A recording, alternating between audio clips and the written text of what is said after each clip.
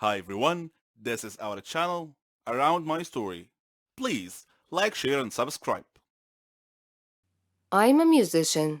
Not a terribly great one, but still, I consider myself a musician. I know my way around an instrument or two.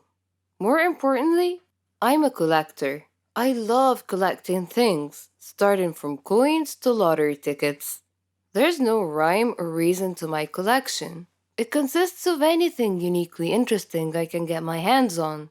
That is why when I saw an ad on Craigslist for a vintage, rustic, red piano, I could not help but reach out to the seller. The ad's title seemed normal enough. It said, Old Piano, Rita Goodhome. It was nothing out of the ordinary, and not something that would normally grab my attention.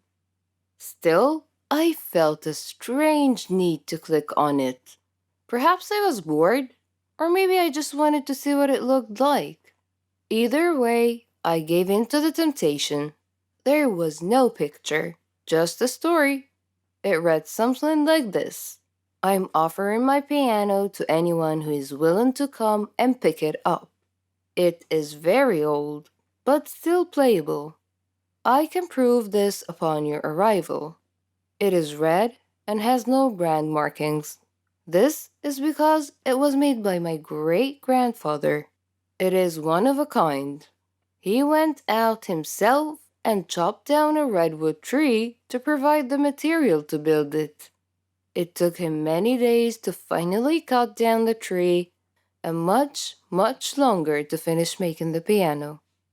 Nearly his entire life was put into this thing. I, however, have no use for it. It has been passed down in my family many times over. I have no wish to continue the tradition, and the piano is currently taking too much space in my home. I want it gone as quickly as possible. You can reach me by phone at the number listed below. Margaret. Reading the ad sparked my curiosity. One of a kind? Redwood tree? How strange and absurd! I had to see this thing. If it was half as remarkable as Margaret's description, then it was a must have for my ever growing collection. As such, I decided to give her a call. Margaret answered the phone after the first ring and immediately asked, Is this about the piano? She was thrilled to hear I was interested. I too was thrilled, happy to know it was still available. We set up a time the next day for me to come over and take a look at it. I hung up the phone, excited as I could be. I had a feeling this piano would become the new masterpiece of my collection. Being a musician, I own countless instruments, too many to list. Each time I acquired a new item, my heart would race with excitement. The piano was no different. I couldn't wait to see it in person. I woke up the following day with no resistance to my alarm, starting my daily routine in an effort to minimize the time between me and Margaret. She said she was an early bird and that I could swing by early. With that in mind, I showered, brushed my teeth, and got dressed at a record pace. I made it out the door roughly 25 minutes after getting out of bed. It might sound silly to be so worked up over a material object, but to that I'd say, you must not be a collector. Seeing this piano in person was my mission, and it was one I intended to see through the end. I found myself at Margaret's home within an hour. It was a small cottage at a dead end road, surrounded by a forest. There was an old tire swing in the backyard, indicating that it may have been where Margaret grew up. I wonder if her parents passed away and left her the house.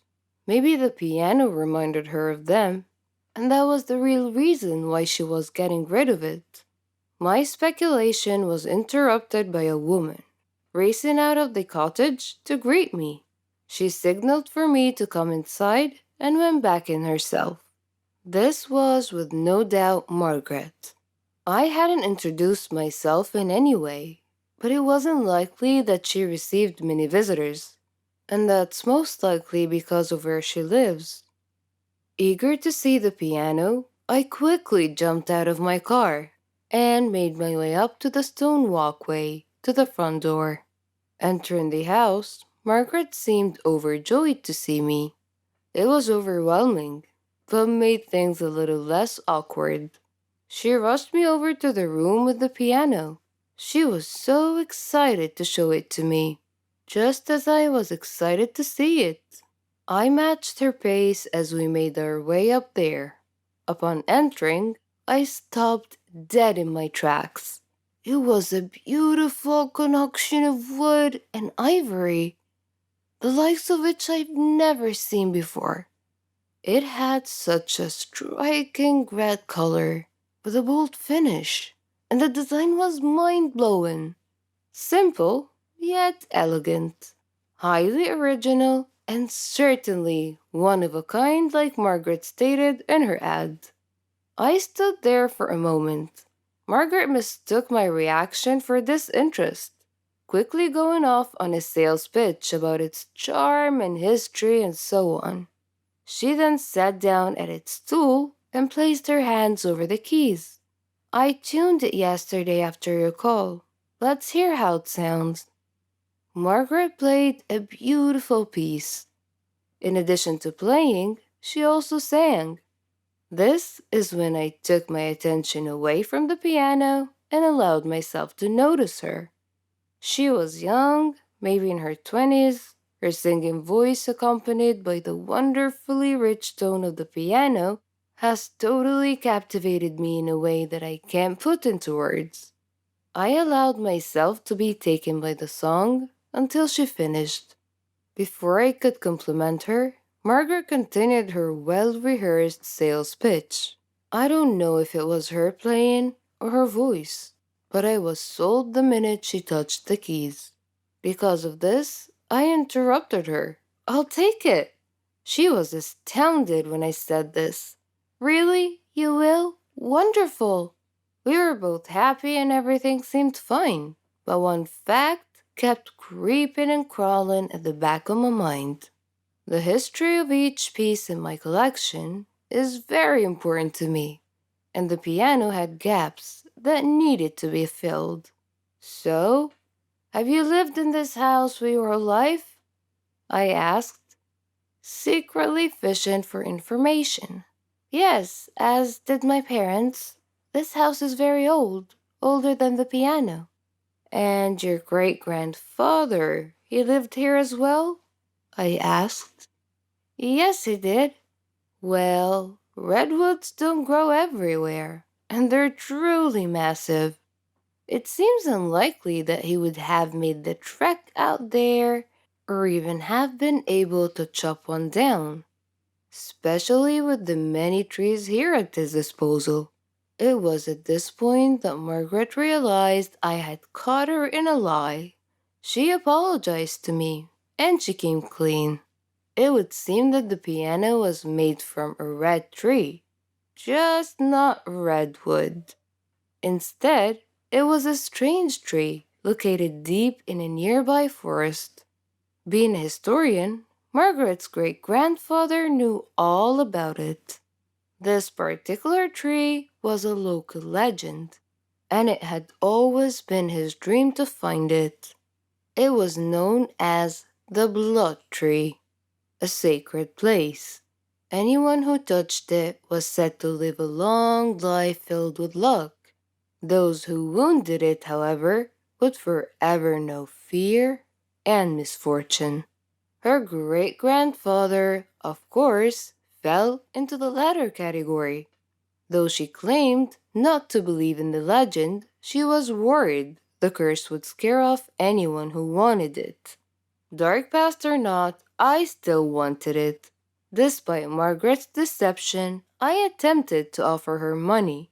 She wouldn't have it, insisting I just take the thing off her hands. That would have been fine, but I couldn't bring myself to offer nothing in return. Eventually, I convinced her and handed over an envelope with a decent amount of money in it. She accepted and helped me lift the thing into the back of my truck. I waved and drove off, satisfied with my purchase. Later on, with the help of a friend, I positioned it in the perfect spot in my living room. I had a new piece for the collection and I couldn't be happier. Or so I thought. For a few days, my life continued as it normally did. My routine remained unchanged. The only difference was the new piece that grabbed my attention whenever I entered the room. After a while, I barely noticed it was there.